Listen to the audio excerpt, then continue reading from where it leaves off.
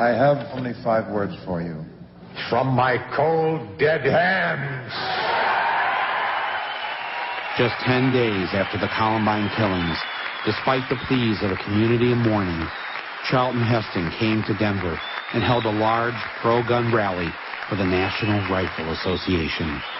Good morning. Thank you all for coming, and thank you for supporting your organization. I also want to applaud your courage in coming here today. I have a message from the mayor, Mr. Wellington Webb, the mayor of Denver. He sent me this, and it says, "Don't come here. We don't want you here." I say to the mayor, this is our country. As Americans, we're free to travel wherever we want in our broad land.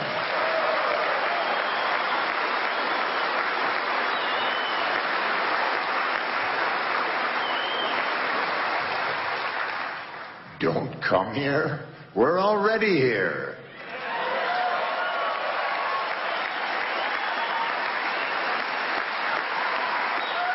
I am here today because my son Daniel would want me to be here today.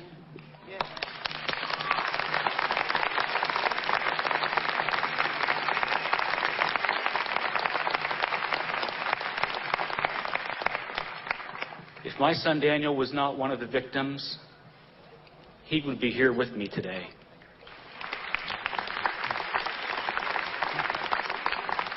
Something is wrong in this country when a child can grab a gun so easily and shoot a bullet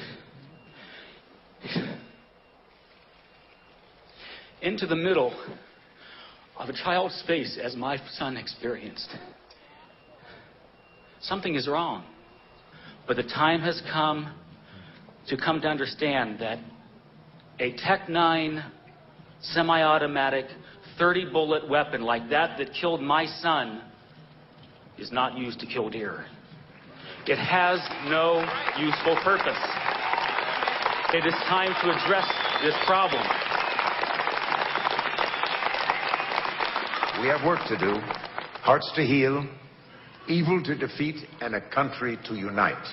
We may have differences, yes, and we will again suffer tragedy almost beyond description.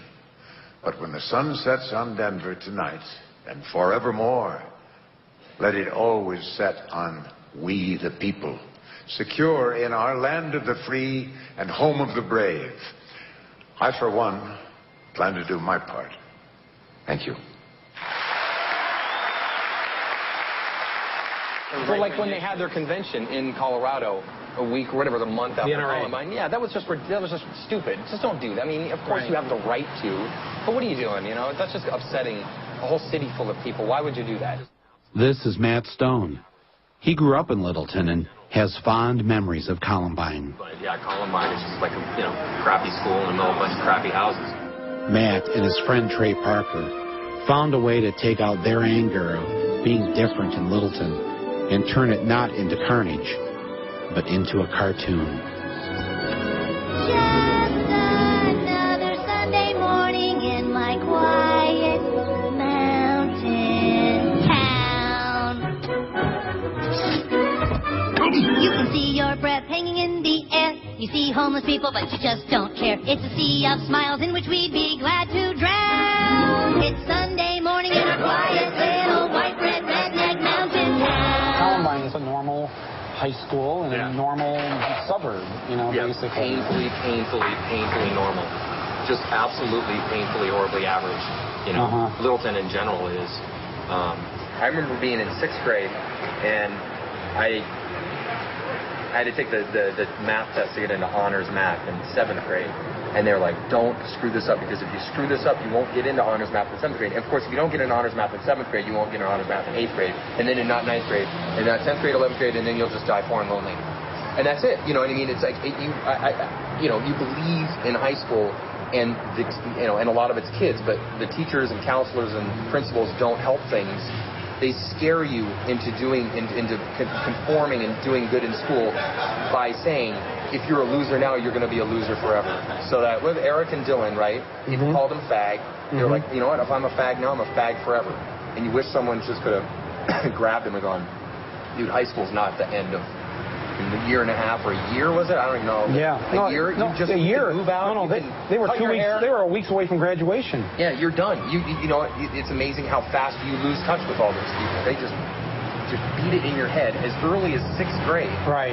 Don't fuck up, because if you do, you're going to die poor and lonely, and you don't want to do that. You're like, well, fuck, you know, whatever I am now, I'm that forever. And of course, it's completely opposite. All the dorks in high school go on to do great things, and all the really cool guys are all like living back in Littleton as insurance agents. It's completely, it's almost person to person. It's completely that way. And you just, if someone could have told them that, maybe they wouldn't have done it. But yeah.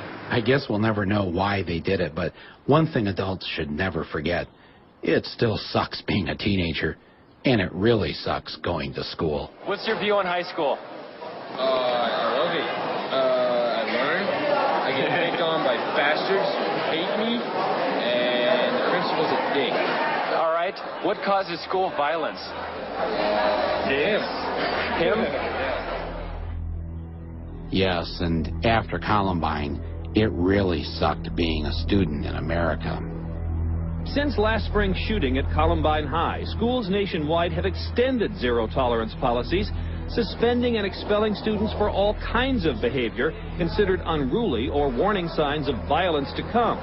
This second grader in Illinois was suspended for 10 days for bringing a nail clipper to class. That's a weapon, his school said. An elementary school suspended a first grader for pointing a chicken strip at a teacher in the cafeteria. The 8-year-old was fooling around with a friend at lunch last week when he pointed a breaded chicken finger at a teacher and then said, "Pow, pow." Pointed a folded piece of paper like this one, shaped like a gun, and told his classmates he was going to kill them during a game of cops and robbers. This isn't a warning sign. Then what is it? This Virginia high school student spent a month out of classes, originally sent home for dyeing his hair blue. A high school honor student from Michigan could be expelled later today in a school board hearing.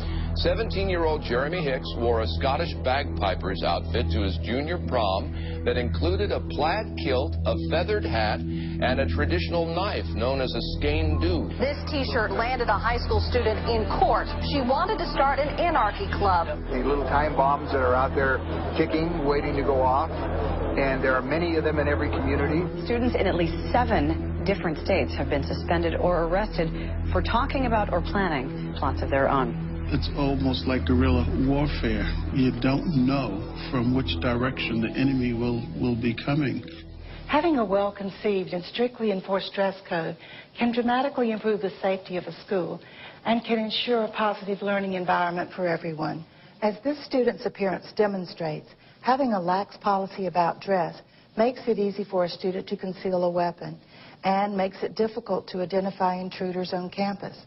A dress code can reduce weapons violations, relieve tensions between gangs, reduce disciplinary infractions, and generally improve the atmosphere of the school.